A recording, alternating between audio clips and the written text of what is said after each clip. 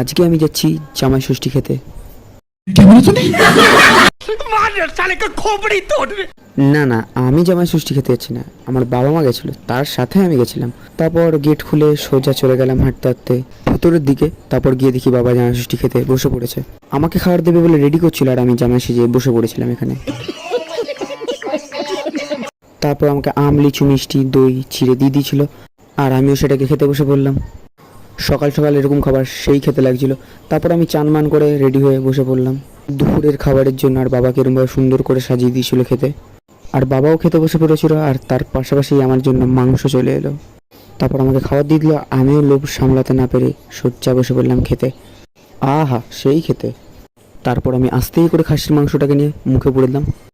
আহা, খাসির মাংস খুব টেস্ট। এই তোমরা এভাবে কি দেখছো? আমি এখন স্প্রাইট খাই, আর তোমরা তাড়াতাড়ি চ্যানেলটাকে সাবস্ক্রাইব করো। বাই।